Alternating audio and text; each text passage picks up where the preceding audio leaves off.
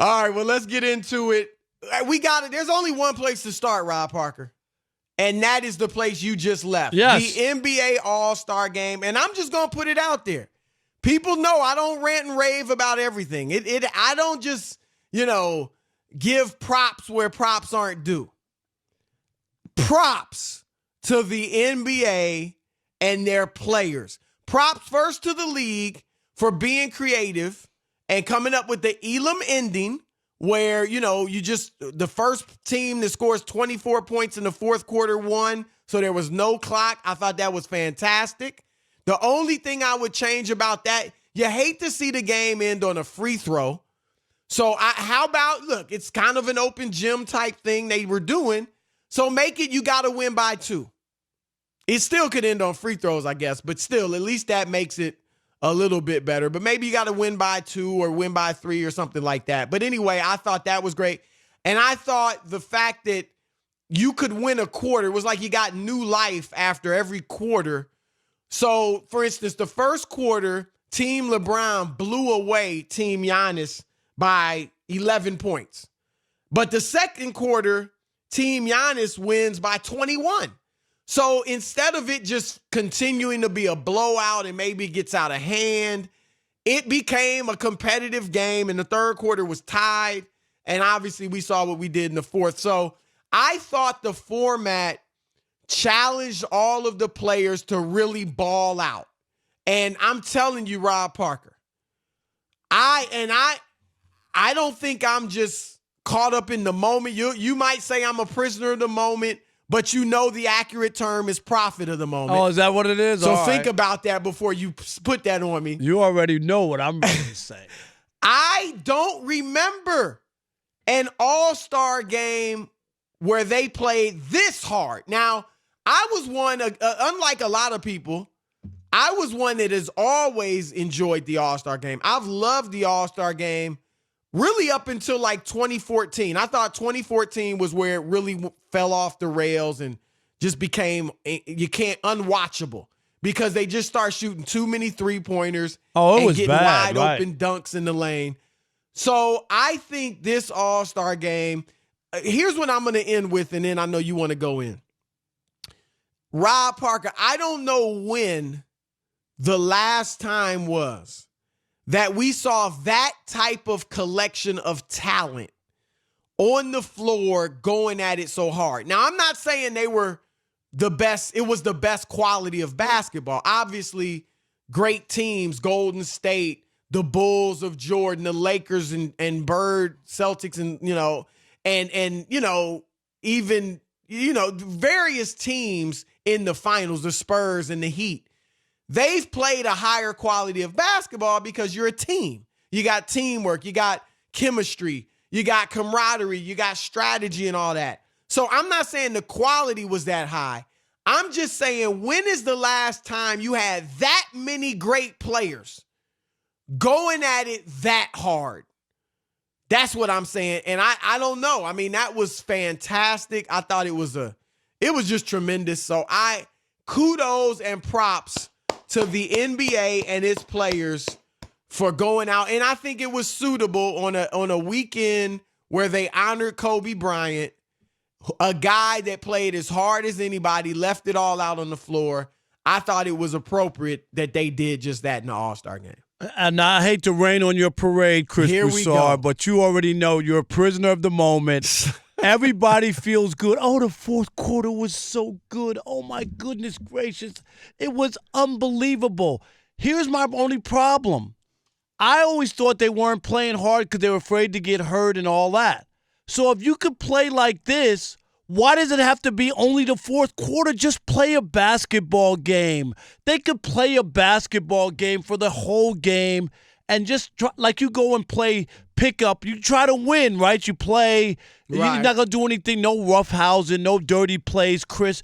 Just play basketball if you're going to give it your all, because if you do this and somebody gets hurt playing the fourth quarter because you're going for it, right, and trying to play, then everybody's going to say, oh, see, they went out it too hard. Just play the game. The first three quarters, Chris, was basically unwatchable.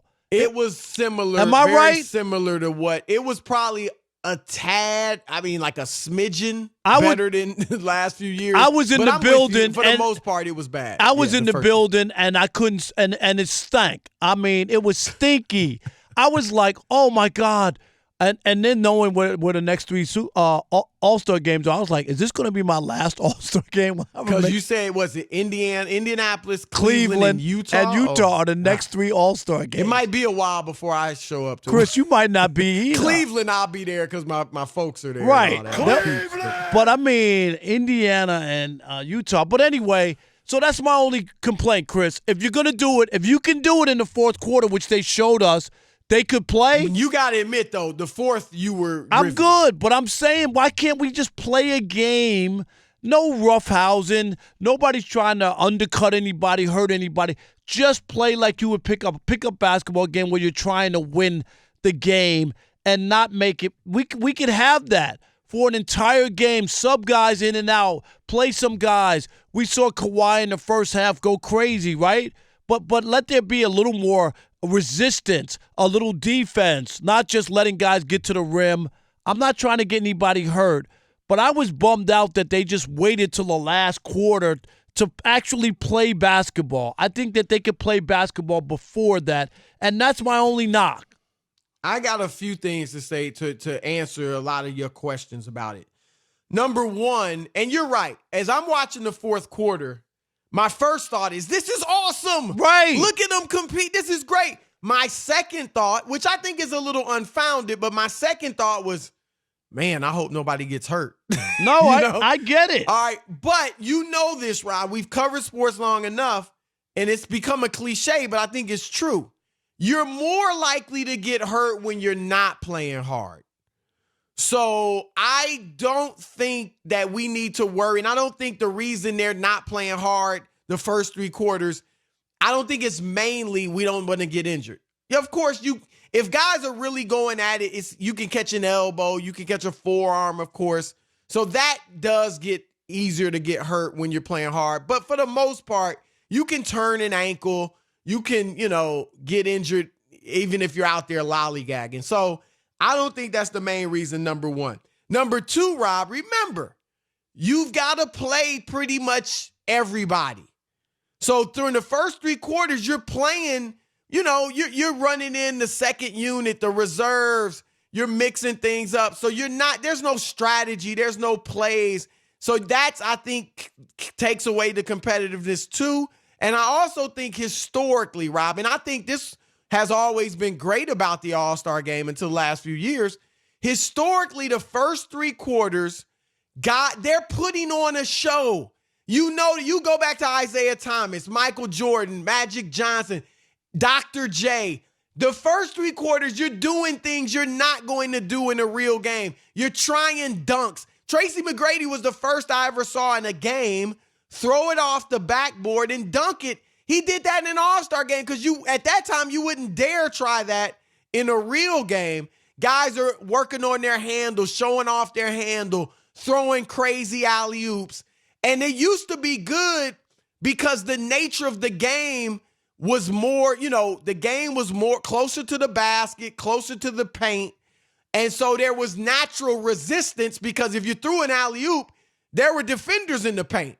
So it came off better because there was natural resistance. Nowadays, with the floor so spread, when it's all spread out, the lane is wide open. When you're not trying hard, when you're just throwing up crazy passes and trying crazy things and the defense isn't trying that hard, it's gonna look bad because you're gonna be so wide open and have just a freeway to the basket for a dunk. Even LeBron did that. At the end of the game, they kind of let him have it because they were down. They knew they needed a three to win, but he got that easy dunk. But I think all of those are factors, and I like it that way, right? I want to see these guys try these crazy dunks and passes. I would like a little more resistance to your point. Just a little more. But I like turning it up in the fourth because in the fourth, they're not worried about highlights. They're worried about winning, and I thought that's what we saw. Yeah, I think that you could play the whole game without it being a total. And I get the trying to do some stuff that people haven't seen. I do get that, Chris, as an exhibition, not trying to hurt anybody. Right. But sometimes if you're telling me now if you're a fan and you're home watching, I'm not saying if you're at the arena, you've already paid for your ticket, you're in the building. So now you're telling me I should turn on the NBA All-Star game in the fourth quarter, basically. I mean, No, because remember, in the first three quarters, you might see some crazy alley-oop you've never seen. Yeah, or somebody do something but ridiculous. more than not, it's kind of bad. I'm just saying. Look, like I said, do you agree with my premise that with the floor so spread? Because now, with the floor so spread out, if you're not defending me hard and I just blow by you easily, there's nobody there in the lane, so I can just go up and dunk it. Whereas back in the day, you're guarding me at 20 feet. You're not playing me hard, so I just drive by you. But there's other guys in the lane because that's the way the game was. So I still have to maneuver through them, shoot over them, go around them, whatever, to make a basket. You see what I'm saying? No, I get that. Yeah. And I think that's real because you're right. It does. I noticed it, like I said, 2014, and there was an increase in three-pointers. That was the first game they ever shot well over 100 threes. And I was like, this has become a joke. But I thought they really brought it back. And I think you did, too. I think you're trying to be contrarian because that's your rep. People were gassing you up in Chicago. Oh, you already know. The odd couple, you're the protagonist, and you're this and you're that. And Rob Parker, even though I am, but still. I mean, I think you came back like you gotta be hardcore. It wasn't easy to get on that plane, you know what I mean, when I was flying back this afternoon. My head was so big. We would be remiss if we did not address this NBA All-Star Slam Dunk Contest. Rob Parker, I don't know how you feel about it, but I'm just going to say it. Go ahead, say it. Aaron Gordon was robbed. Aaron Gordon is one of the greatest slam dunk participants we have ever seen. He might be the best we've seen. He might be. And let me So you're saying he's a superstar dunker, right? He is a superstar dunker. Let me throw this in first. Props to Zach LaVine, who beat him, 2016, I think it was, and to whatever year that was, and Derrick Jones Jr. Those boys are nice. Like, I take nothing away from them. They did some fantastic dunks, and they are right up there as well as two of the greatest competitors we've seen, performers in the dunk contest history. I mean, these guys are doing stuff, right? We all love Jordan and Dominique and even Vince. And they were historic dunkers. Vince Carter, the best dunker in games I've ever seen. And Dominique and Michael are in the top 5. But let's just be honest. They weren't doing the things these guys are doing. And I know it's time. It's the imagination. You see Michael do his stuff. You see Neek. You see Dwight Howard. You know, the more you watch, the more your imagination runs wild. And when you miss, you don't fear missing one or two or more. You're going to be more creative. Right. But the things these guys are doing are phenomenal. And I just think Aaron Gordon has now been robbed of 2 dunk titles. He's one of the best we've ever seen, and he has no hardware to show for it. Why is that? Is it just his name recognition and whatnot, and people just what is it? I don't think it's anything like that. I don't think it. He certainly got more than Derrick Jones Jr. Right. And Zach LaVine at that time wasn't a big star, and he's still not what you call a star. He scores a lot, but I just think it's some of the nuances of the contest. And here's what I think they need to do, Rob. I think they need to start using decimals. So it's not just giving a 7, 8, 9, or 10. So you need like a point, like right. I can give you a 9.5 right, or 8.7 because you know this. There's nuance in the dunks. You and I could do the same dunk, and maybe you move a little more gracefully, and so yours looks a little better, even though it was the same dunk. You know what I mean? Wait a minute. Do you want robots to score the dunk since you want robot umpires? Why I don't not? want any of that. I thought you wanted to be right, Chris. Because balls and strikes are not. That's an objective thing. Dunk contests are subjective. Okay. Michael Jordan moves so gracefully in the air, his dunks look better than everybody else's, even though he did maybe the same dunk. And so that's what I want. I think that will help. The bottom line is you jump over Taco Fall, 7'5", even if you pushed his head down a little, you should get a 50. I'm sorry. You know I'm right. Look at that. Even if you push his head. See, yes, you hating because Aaron Gordon's light skin. No, that ain't got nothing to do with it. Brother Nothing. dominating.